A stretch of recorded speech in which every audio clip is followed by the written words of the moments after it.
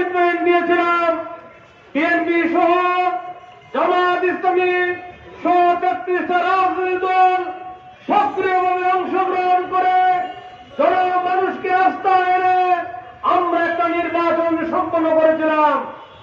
আমরা যারা এই ফ্যাসিবাদ বিরোধী লড়াইয়ে ছিলাম, আমরা কমিটমেন্ট দিয়েছিলাম মানুষের অধিকার এবং মানুষের দুর্বিষহ জীবনযাপন হয় এরকম কোন কর্মসূচিতে যাব না। সম্মানিত বন্ধুগণ, ৭ তারিখ থেকে শুরু হচ্ছে পার্লামেন্ট। বাংলাদেশের মানুষের আশা আকাঙ্ক্ষাকে পদদলিত করে সম্পূর্ণ অন্যায়ভাবে একতরফা পড়ার উপর খাওয়ার গা নামক বিদ্যুতের দাম অনেক বৃদ্ধি করে দেওয়া হয়েছে, জ্বালানি তেলের দাম দফায় দফায় বৃদ্ধি করা হচ্ছে, আইন শৃঙ্খলা পরিস্থিতির মারাত্মক অবনতি শুরু হয়েছে।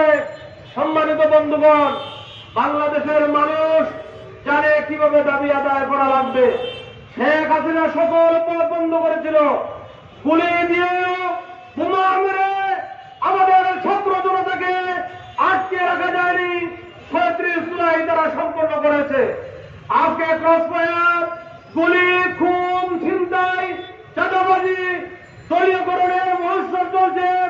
যদি এর মোকাবেলায় বাংলাদেশের মানুষের স্বস্তি না দেওয়া যায়, তাহলে আগামীতে যে ফ্যাসিবাদের লক্ষণ আমরা দেখতে পাচ্ছি, বাংলাদেশের মানুষ তা রুখে দেবে।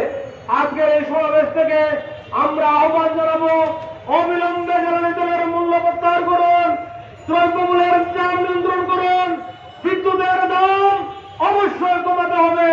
যদি না হয়, বাংলাদেশ জামায়াত ইসলামী একটি গণতান্ত্রিক রাজনৈতিক দল, বাংলাদেশ জামায়াত ইসলামের নেতৃবৃন্দ আগামী দিনে যে কর্মসূচি দেবে, আমরা সেই কর্মসূচিকে সফলভাবে বাস্তবায়নের মাধ্যমে এই এলাকার বিশেষ করে বাংলাদেশের মানুষের অধিকার প্রতিষ্ঠায় আমরা আপনাদের পাশে থাকবো। রাজপথে দেখা হবে, কথা হবে, সংগ্রামে ইনশাআল্লাহ আগামী দিনের সকল কর্মসূচিতে